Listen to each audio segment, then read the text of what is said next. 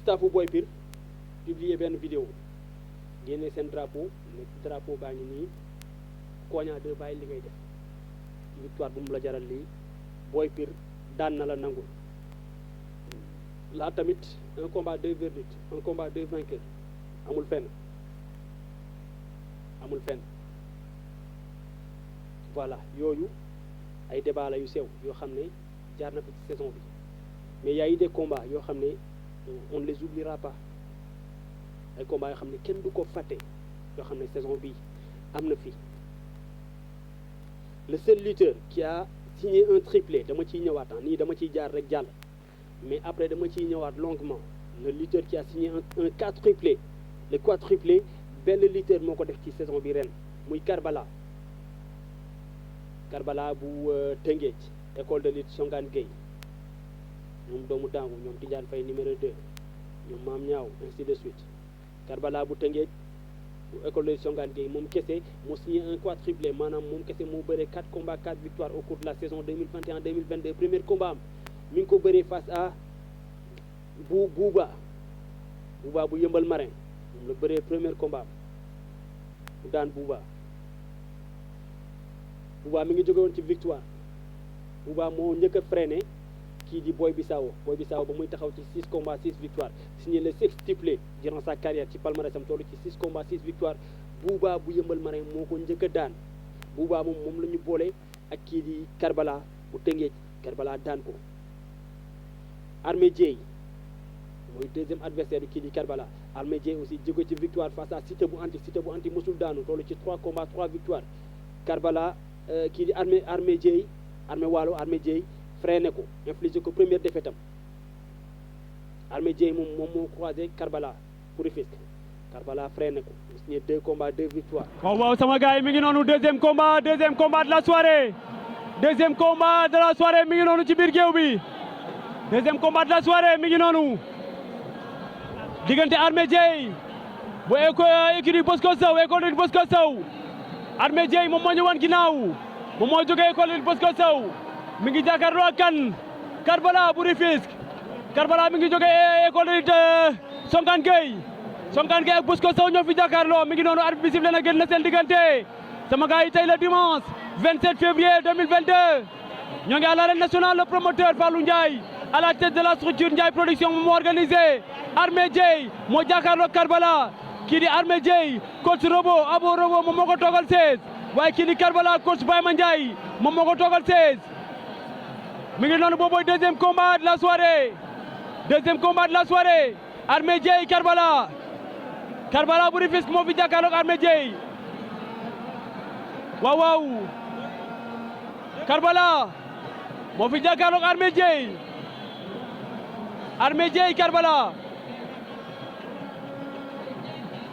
Armé Dieye Karbala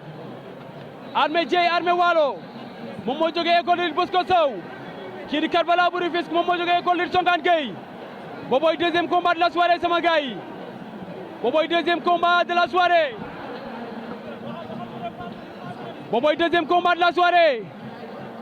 waaw Armé Dieye moom moo ñu woon ginnaaw noonu moom moo teld bopp bi teld bu weex waaye Karbala moom moo jàkkaarloog ñun moom moo ngeem lu weex aussi Armé Dieye mi ngi dox ci kawam Armé Dieye Karbala Armé Dieye Armé Waalo attention Armé mi ngi dox ci kawam Armé moytul ma Karbala trompeur la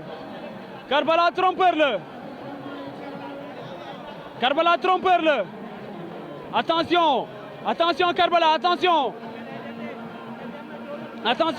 Armé dugal na coup roofoo nañu Armé Dieye Karbala attention Armé mi ngi dox ci kawam attention Armé moytul Karbala jëli na ko plaqué na ko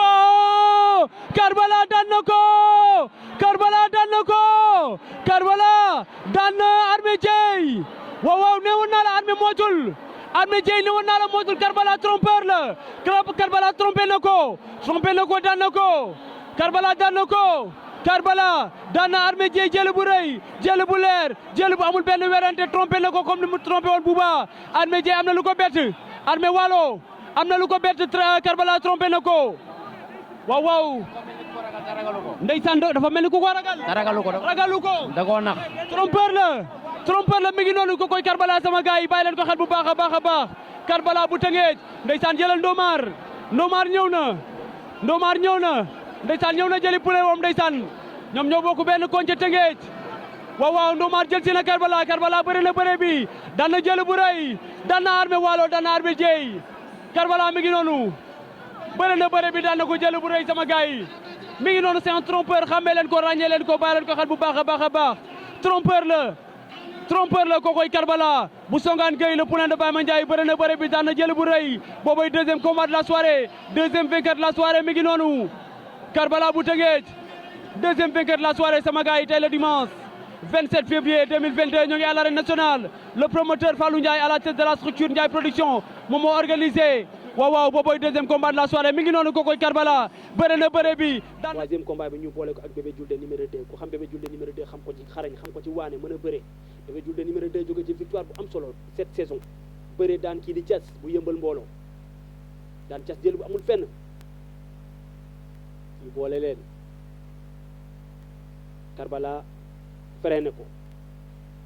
Karbala freiné kii di Bébé Diouldé numéro 2 muy 3 combats 3 victoires foofu rek déjà génnoon na ci révélation yi moom Karbala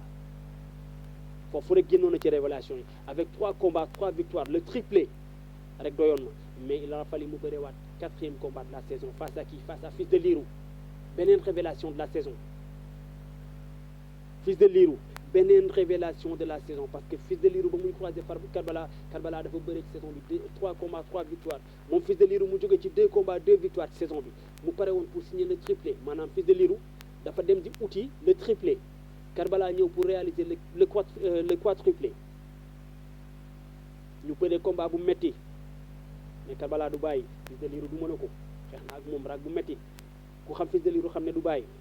ndeysaan déggante nañ mu ne ma grand bi ma ne ko naa mu ne ma booy maa leen mën premier grand combat am digganteem ak kii waay ci la jóge woon digganteem ak Fëgala bu Ngor à l'arène nationale Jax production moo ko tëggoon Cheikh Tidiane Niang moo waroon bëree grand combat bi Cheikh Tidiane Niang ak kii di Kaw Cissé numéro 2 bu Dalifort ak Cheikh Tidiane Niang ñoo waroon bëree grand combat bi finalement ñu ne Cheikh Tidiane Niang dafa blessé combat spécial bi moom mujj remplacé grand combat bi muy kii di Fils de Lirou jàkkaarloo ak kii di Fëgala bu Ngor mësul daanu Fils de Lirou mësul daanu ñu boole leen Fëgala bu Ngor toll woon ci 3 combats 3 victoires dañ leen boolee gis nañ ni mu demee Fils de Lirou daan Fëgala bu Ngor Fils de Lirou waaw mi ngi koy jéem a bat attention Fëgala waaw Fils de Lirou bañ na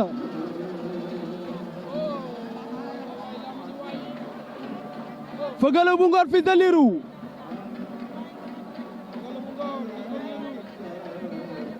Fëgala bu Ngor Fils de Lirou waaw attention ronu na ko waaye baaxul de baaxagul de wàcc na ba ci suuf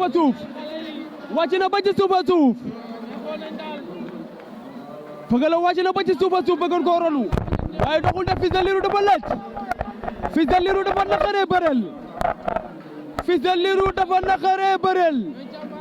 waaw Fils de Lirou dafa naqaree bëreel Fils de Lirou dafa naqaree bëreel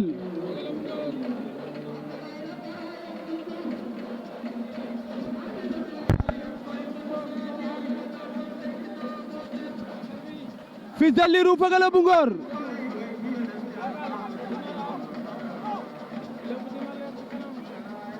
Fëgala bu Ngor Fils de Lirou combat bi yàgg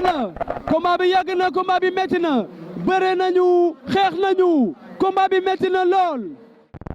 Fëgala bu Ngor Fils de Lirou waaw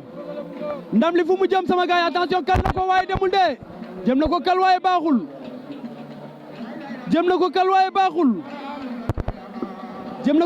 action bi baaxul Fëgala bu Ngor face à Fils de Lirou Fëgala bu Ngor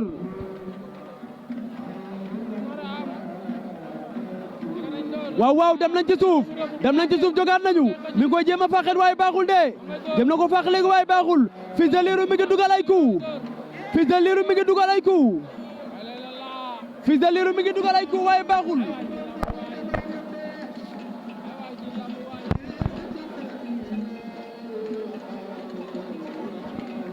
Feugeula bu Ngor Fils de Lirou Feugeula bu Ngor waaw waaw essence de coup Fils de Lirou mi ngi dugal ay coup Feugeula dugal na coup léegi dugalaat na waaw waaw mi ngi dugal ay coup attention caxabal ba daan na ko Fils de Lirou daan na ko Fils de Lirou daan na Feugeula Fils de Lirou daan na Feugeula Fils de Lirou daan na ko Fils de Lirou daan na Feugeula bu Ngor Fils de Lirou daan na ko Fils de Lirou daan na ko Fils de Lirou daan na Feugeula bu Ngor mi ngi noonu waaw waaw wanati na boppam defati na maninam Fils de Lirou daan na ko Fils de Lirou daan na ko Fils de Lirou daan na kon dafa ñëwoon pour signer le triplé face à Karbala bu Rufisque Karbala ñëw pour signer le quadruplé ba ñu mbëkkantee Karbala da koo daan kon Karbala génn na ci avec brio 4 combats 4 victoires c'est le seul lutteur dans l'arène bu ko réalisé Karbala bu Rufisque bàyyi leen ko xel xàmmee leen ko ràññee leen ko carrière am yëpp benn défaite la am actuellement su ma juumul palmarès bi 5 combats la 4 victoires benn défaite su ma juumul premier combat am la daanu face à Michael bu Fora su ma juumul Michael bu Fora numéro 2 bu yëmbal ci ba kese moo ko mës a daan Karbala ren dafa def une saison pleine non palmarès bi 6 combats la su ma juumul 5 victoires une défaite waaw noonu la palmarès bi 6 combats la Karbala 6 combats la 5 victoires une défaite ñu noté aussi que ne 4 combats yu mu bëri ren yëpp la structure Ndiaye production moo ko tëgg Fallou Ndiaye moo ko tëgg moom mooy seul lutteur boo xam ne saison 2021 2022 dafa signer le quadruplé 4 combats 4 victoires sama gars yi mais aussi boo wàccee tuuti 3 combats 3 victoires lañ jëm ñu signer le triplé ci quadruplé la def moom kese la moo fa nekk mais am na ay lutteurs yu signer le triplé sama gars yi damay génnee Ada Fass le Zénith de Ndakaaru l'espoir de Ndakaaru Ada Fass le phénomène un garçon pétri de talent très fort techniquement aussi mais aussi physiquement sax da ngay gis ne à chaque combat Ada Fass day yokku à chaque combat da ngay gis ne physiquement mi ngi gën a màgg premier combat de la saison ñu ngi ko bëree face à Tapha Mbeur combat bi bëri woon coow lool créé woon nañ ci sax benn single la sax au moins je ne sais pas Tapha Mbeur rab na fa lu nice signature ba franchement parler rab loo xam ne teg na ko ci temps franchement lyricalement nice Ada moom il est nul mënul rab franchement mais Tapha Mbeur moom il est fort Tapha moom mën na rab moom franchement mais le jour du combat lan la ñu am Pirip Dip dañoo signé Ada dox ci kawam bëri ci kawam daan ko combat bi bëri woon na coow parce que deuxième espoir Tapha Mbeur moo créé coow boppam c'est un phénomène moom moo créé boppam coow def palmarès bu rafet parce que nee naa leen avant muy daanu 7 combats 7 victoires la def Tapha Mbeur avant Mambala di ko infliger première défaite am 7 combats la def 7 victoires benn défaite boobu la jëlee ci Mambala jóge ci am ndam ci Alioune Sèye Junior après recours la amee ndam ci Alioune Sèye Junior ñu ne ko Ada Fass a ngi nii pour un combat boo xam ne dafay des ci analu làmb parce que c'est deuxième espoir yoo xam ne li ñuy génnee ci public dafa bëri jour ji Ada Fass dafa bëri ci kawam daan ko signé première victoire am ci saison 2021 2022 yàggul ñu ne ko am Jokkel moom Jokkel aussi on a vu Pirip Dip la arbitre dafa sifflé mu ne ko grand toogal même ma jàll dama nekk ci yoon Jokkel ak li mu def ci làmb daan ay ñoom ñàkk jariñu daan fi ñeneen ak ñeneen daan fi ay mbër yoo xam ne ay mbër kaamil daan fi ay Langsaane numéro 2 daan fi ay ñoom commissaire def fi loo xam ne palmarèsam boo toppoon Jokkel boo toppoon palmarèsam da nga xam ne ci dafa def lu ne weng ci làmb mais ba arbitre sifflé Ada daf ko ne xajal mooma jàll grand dama nekk ci yoon signé le doublé 2 combats 2 victoires daan na Tapha Mbeur daan kii di Jokkel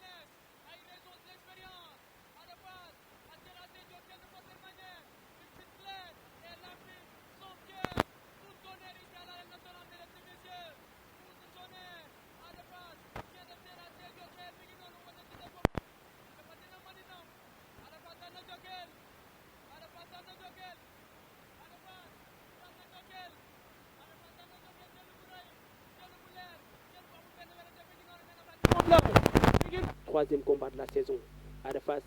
ñu ngi wax waxi Malaw Seras ñu ngi doon wax waxi Malaw Seras Coly Faye 2 jóge ci victoire après recours face à Général bu Fass Coly Faye 2 bu Caaroy ku ko xam-xam ne yoon bu metti moom la jaar jóge ci 2 victoires parce que dafa daan Nanival ñu jox ko Général mu am ndam ci Général après recours Coly Faye ku xool palmarèsam ay combat yu xotteeku rek la bëri combat yu metti galeem du moom lañ jàppoon ne mooy mbër mi moom Coly Faye numéro 2 puisque magam da doon bëri Vieux Fall da doon bëri rakam da doon bëri Lamine ñu naan ko bébé timidi ñenn ñi gënoon ko xam ci bébé Modou Lo mënoon bëri lool rakk ji kon xalaatuñu woon ne Coly Faye mooy doon mbër mi mais finalement moom moo forcé ci lépp nag ci courage ci abnégation ci travail acharné ba toll ci benn level bi ñu nekkoon ci yoon na xool ca kaw booy bi jóge ci suuf di ñëw Coly Faye nangoo gestu may ko sens su ma juumul weccet moo leen boole mu nangoo gestu jël booy bi dañ koo tegal xaalis lu ko jaral gestu na jël Ada Fass c'est un gosse boo xam ne fu ñoom Balla Gaye jaar fu ñoom Modou Lo jaar boo xool parcours am instant bi noonu la fa demee day xool lu gën a métti ne jox leen ma ko ku dàq bëri ci ay moroom mu ne jox leen ma ko mais Ada bu doon ut lu yomb bu doon ut yoon dafay bàyyi Coly Faye numéro 2 parce que Coly day bëre day xeex mu doon ut yoon da ko fii bàyyi mais dañu nekk Coly Faye mi ngi nii mënu na ñëw combat bi taxaw na Coly Faye gestu na may ko sens loolu ama Coly Faye moo ko may sens bu Coly Faye bëreel Ada Fass bëreegul ak ñoom mais Ada Fass bu bëreewul ak ay magam du ma sa àgg au sommet jël na Coly Faye jour ji à l'arène nationale on a tous vu bu nekkul jël bi gën a rëy ci saison bi su may classé sama top 5 jël yi gën a rëy ci saison bi jël yi gën a spectaculaire ci saison bi Ada Fass Coly Faye 2 da cee bokk parce que mbot mi fu mu jógee moo sori xaw ma jour ji Coly Faye moo cuune xaw ma Ada Fass moo xarañ parce que tamit Coly Faye dafa yóotu placage dafa amorcé placage xam nga da koo téléphoné mais Ada Fass dafa anticipé automatiquement déclenché mbot teg ko ci ans bi yóbbu daan ko jël bu rëy jël bu amul benn werante Ada Fass daan na Coly Faye 2 ngay dégg nañ seetaan combat bi. Faye 2 face à Ada Fass.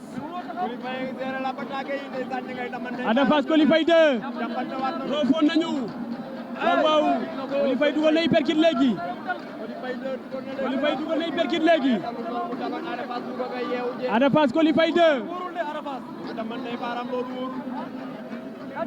Ada Fass face à Coly Faye 2.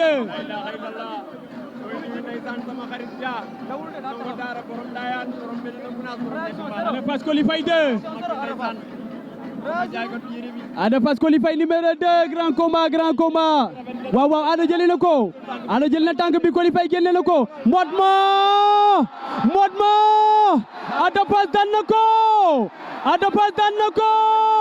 Ada Fass daan na Coly Faye 2 Ada Fass daan na ko Ada Fass daan na Coly Faye 2 daan na ko jël bu rëy jël bu leer jël bu amul benn wérante Ada Fass daan na Coly Faye 2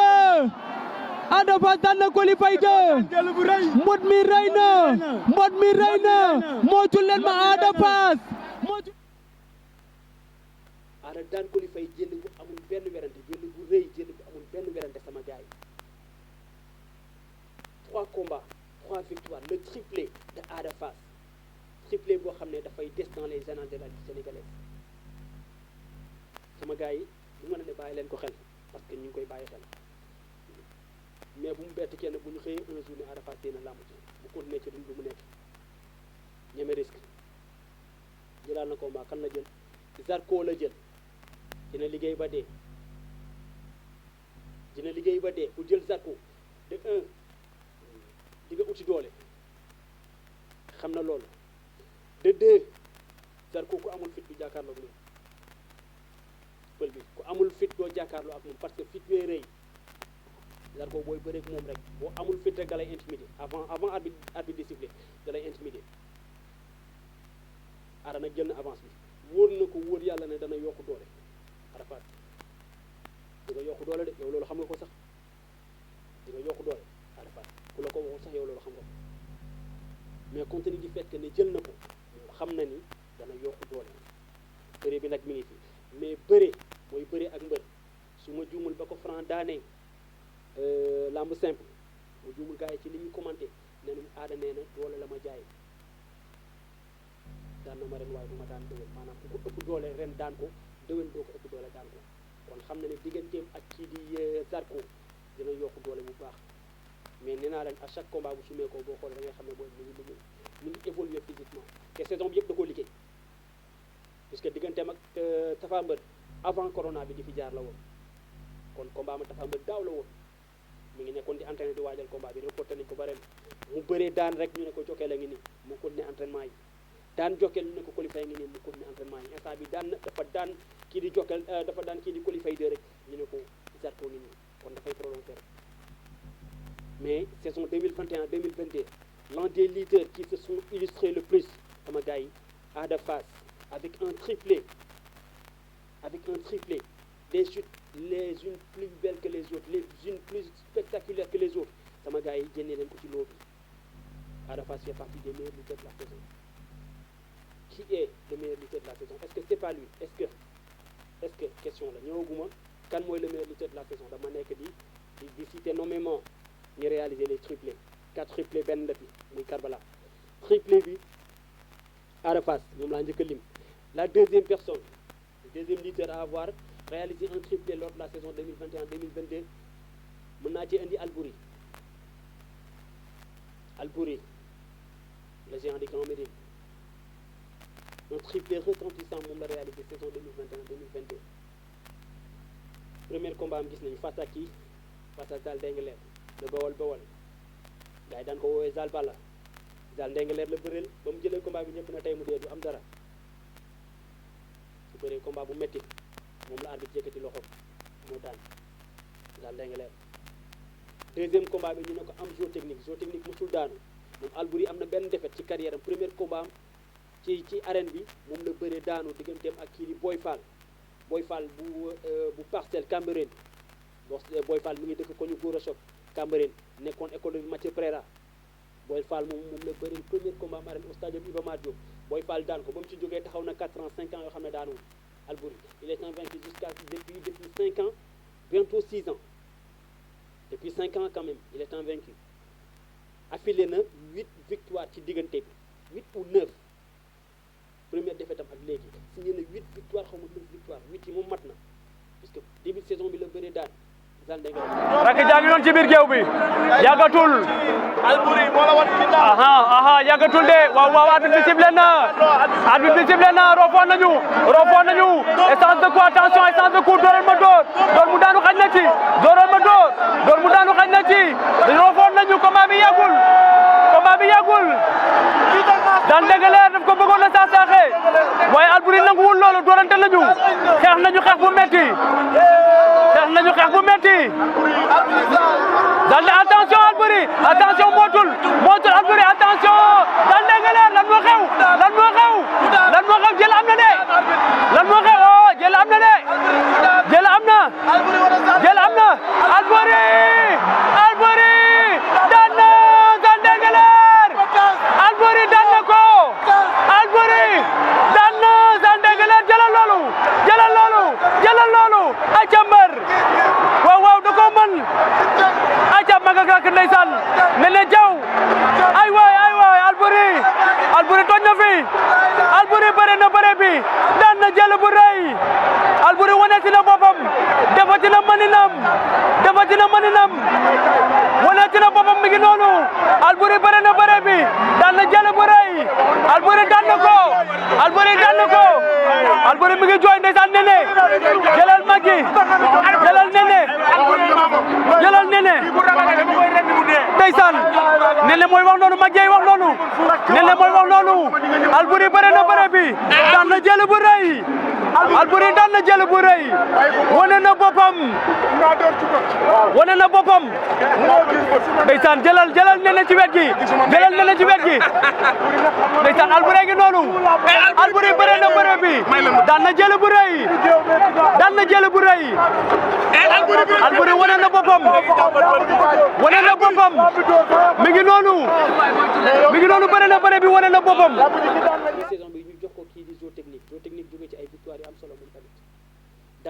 Baye Fall fële mooy ba mu naan bàyyi leen di ma jox faga daga yi nañ ma jox mbër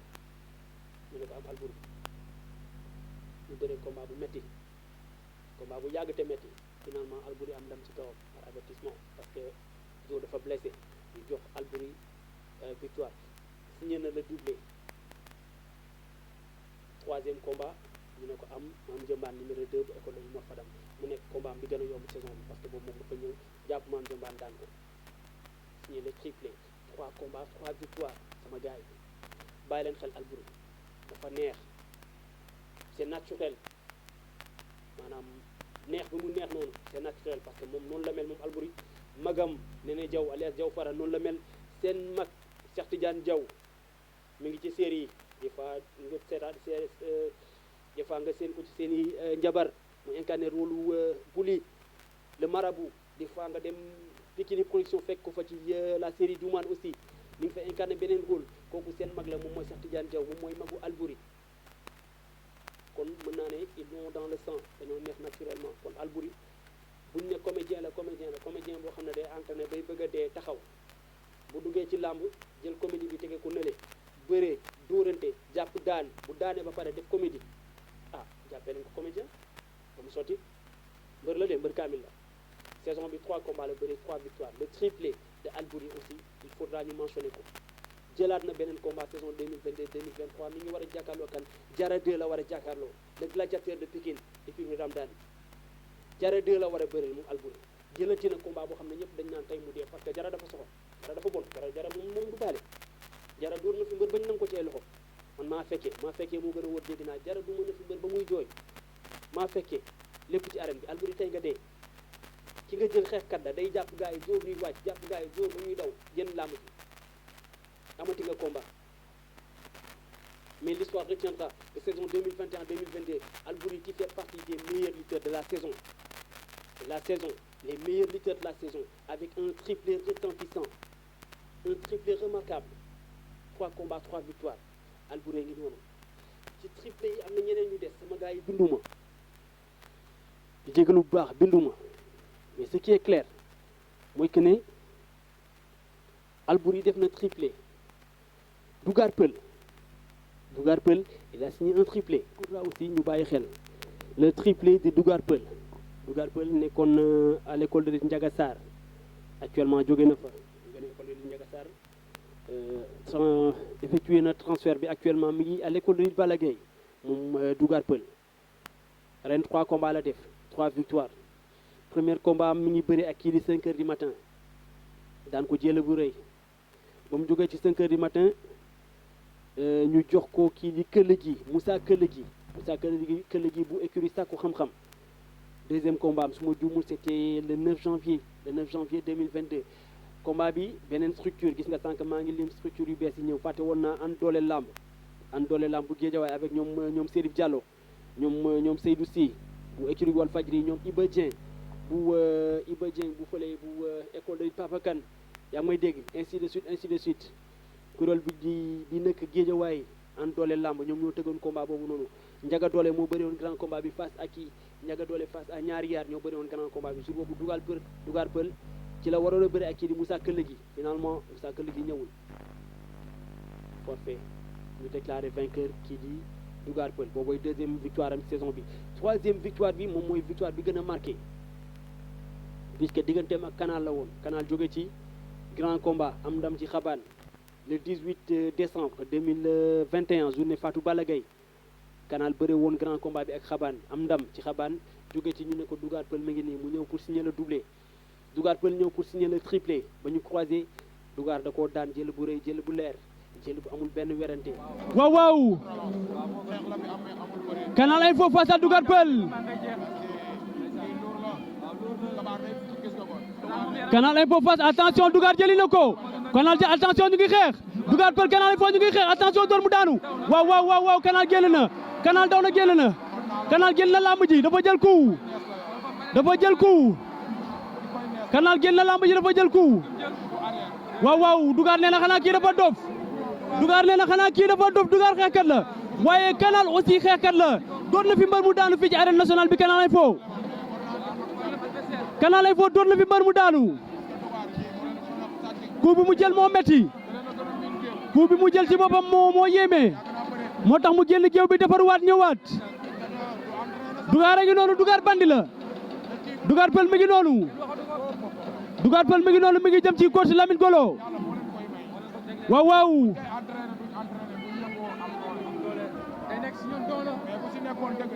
waaw waaw dafa blessé Canal blessé na foog mu dem ci médecin bi coup bi da ko blessé coup Dougar bi da ko blessé foog mu dem ci médecin bi foog mu dem ci médecin bi waaw waaw foog mu defaruwaat Canal Info foog mu dem ci médecin bi foog médecin bi xool ko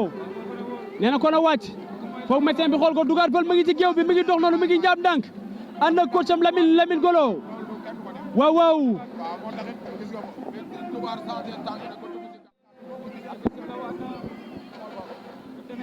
waaw arbitre bi sifflé waat na génnaat na seen diggante Dougar Peul face à qui face à Canal Info waaw waaw Canal Info Dougar Peul Dougar Peul Canal Info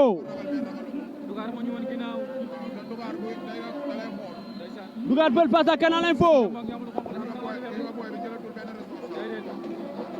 Dougar Peul face à Canal Info Dougar Peul face à Canal Info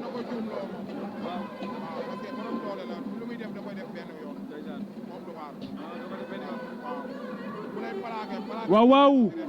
Dougar Peul Canal Info waaw waaw waaw waaw waaw waaw roofoo waat nañu Canal mi ngi dugal ay coup Canal mi ngi dugal ay coup dafa bëgg mu sigi Canal mi ngi dugal ay coup attention Dougar Peul Canal Info waaw waaw Dougar Peul face à Canal Info attention Dougar Peul Canal Info waaw waaw aujourd'hui mercredi 20 juillet 2022 sama gars yi ñoo ngi à l'arène nationale la structure Fame Production moo organisé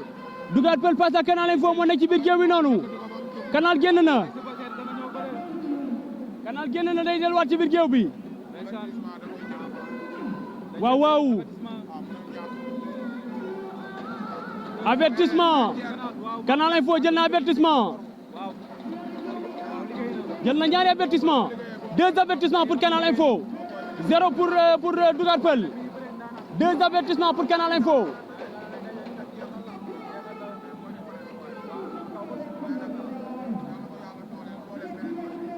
Canal Info face à Dougar Peul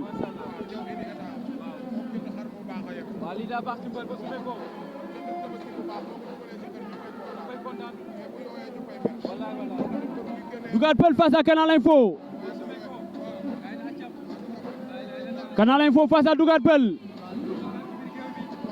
waaw waaw Dougar Peul Canal Info attention Dougar jëli na ko attention Canal jëlee na ko Canal xeexkat la waaw waaw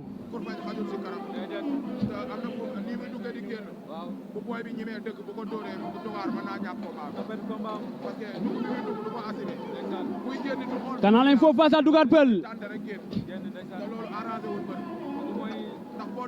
waaw waaw waaw jëliwaat na ko Canal xeex la indi Canal Info xeex la indi Canal xeex la indi waaw waaw mi ngi dox ci kaw roofoo waat nañu attention Canal Info attention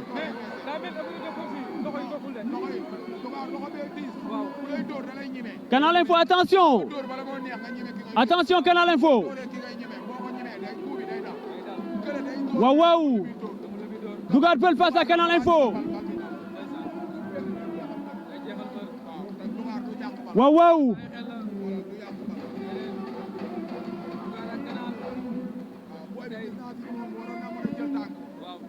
Dougar Peul face à Canal Info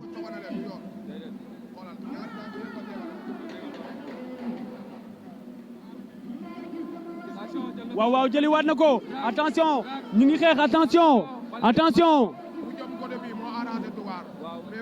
waaw waaw attention Dougar attention Canal Info jëli na ko attention waaw daan na ko Dougar Peul daan na ko Dougar Peul daan na Canal Info mi ngi noonu Dougar Peul daan na Canal Info waaw wane ci na boppam dafa ci na maninam Dugar Peul daan na ko Dugar Peul daan na Canal Info daan na ko jël bu rëy daan na ko jël bu leer daan na ko jël bu amul benn werante mi ngi noonu waaw waaw Guédiawaye représente seen doom a ngi noonu Dugar Peul mi ngi noonu wane ci na boppam defati na maninam bëre na bëre bi daan na jël bu rëy ndeysaan jël ko mi ngi noonu kooku Dugar Peul signé na le triplé lors de la saison 2021-2022 sama gars yi les triplés jeexul am na ñeneen di jégalu bu baax nag peut-être bien dama waroon bindi lépp ba pare ñëw toog jàkkaarloog yéen mais des triplés y en a am na yu des mais doublé yi gën a remarquable ci saison bi mbër yi signé le doublé damay njëkkee ci Zarko le leader de l'équipe Grand Yoff Mbooloo